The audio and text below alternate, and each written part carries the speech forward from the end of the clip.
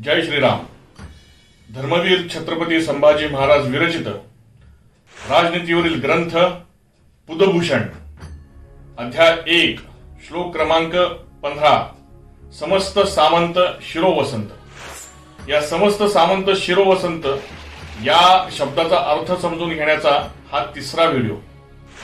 काल आपण वसंत या शब्दामध्ये काय काय अर्थ दडलेले आहेत हे थोडक्यामध्ये बघितलं.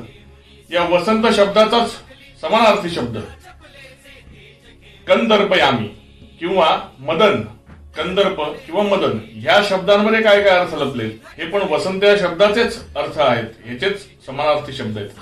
ते आता आपण बघूयात. कंदर्प. कंदर्प जेव्हा जन्माला आला तेव्हाच तो मोठमोठ्याने गर्जना करू लागला. कंदर्पयामी, कंदर्पयामी याचा अर्थ मी कोणाच्या दर्पाचे मर्दन करू, कोणाच्या दर्पाचे, कोणाच्या घमेंडीचे मी दमन करू, म्हणजे मी कोणाचा गर्वाचे हरण करू, असा त्याचा अर्थ आहे. मदन. मदन म्हणजे मनमोहन.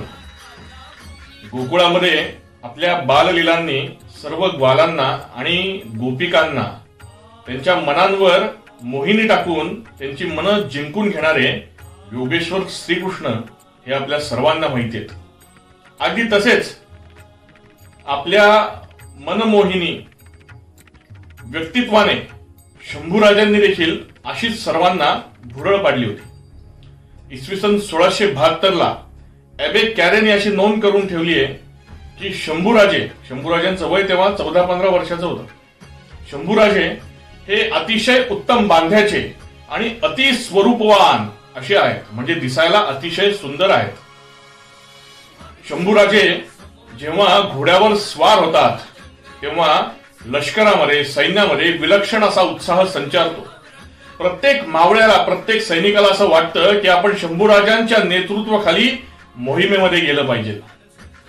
सैन्यातले प्रमुख आकर्षण बिंदू म्हणजे शंभूराजे असं प्रत्येक मावळ्याला वाटतं आणि त्यानुसार सगळे मावळे, सगळे सैनिक हे शंभूराजांकडे आकर्षिले जातात. शंभूराजे जेव्हा सैन्याचं नेतृत्व करतात तेव्हा विलक्षण असा उत्साह संचारतो सैन्यामध्ये, अशी नोंद करून ठेवलेली आहे एबे कॅरेनी. शंभूराजांच्या विलक्षण अशा भुरळ पाडणाऱ्या आणि मनमोहन अशा व्यक्तिमत्वाबद्दल एबे कॅरेनी तेव्हा नोंद करून ठेवली. या मदन या शब्दाचा अर्थ जसा मनमोहन आहे तसाच दुसरा अर्थ आहे सर्वश्रेष्ठ. सगळ्या लढ्यांमध्ये ज्याला विजय मिळतो असा सर्वश्रेष्ठ असा या मदन या शब्दाचा अर्थ. सर्वश्रेष्ठ, सर्व विजेता, विजयी क्षत्रिय वीर असा देखील या मदन या शब्दाचा अर्थ आहे. ज्याप्रमाणे भगवान श्रीकृष्णाने यमुनेच्या डोहामध्ये कालियाच्या डोक्यावर थयाथया नर्तन करून, थैथयाट करून जसं कालियाचं मर्दन केलं, त्याचप्रमाणे या औरंगजेबाच्या 5 लाख सैनिकांचं हे 5 लाख साप जे हिंदवी स्वराज्य गिळंकृत करायला आले होते त्यांनी काढलेल्या त्यांच्या फण्यासकट शंभूराजांनी शिवरायांनी दिलेल्या भवानी तलवारीने या सगळ्या सापांना चिरडून टाकले. यांच्या फण्यासकट यांना कुचलून टाकलेले, कुचलणारे असे आपले शंभूराजे आहेत. यांचं नेतृत्व करत असलेला, या 5 लाख सापांचं नेतृत्व करत असलेला अजस्त्र असा अजगर म्हणजे औरंगजेब. या औरंगजेबाला देखील शंभूराजांच्याच पराक्रमामुळे या महाराष्ट्राच्या मातीतच स्वतःला गाडून घ्यावं लागलं. औरंगजेब हा परत दिल्लीकडे गेलेला नाही. या औरंगजेबाच्या मुर्दा या महाराष्ट्राच्या मातीतच गाडला गेलेला आहे. याला कारणीभूत आहे संभाजी महाराजांचा पराक्रम.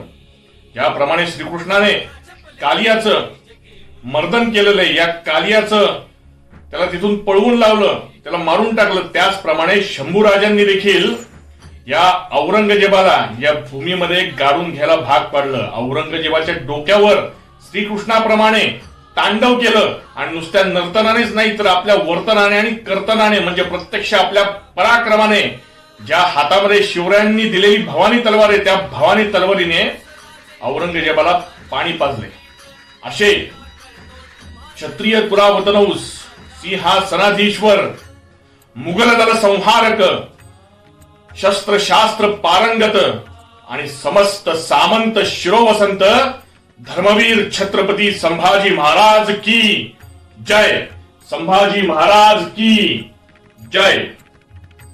याच वसंत शब्दाचे आणखीन काही अर्थ आहेत ते बघूयात आपण पुढच्या व्हिडिओमध्ये. धन्यवाद. हे मुजरा करतो छत्रपती श्री संभाजी राजा.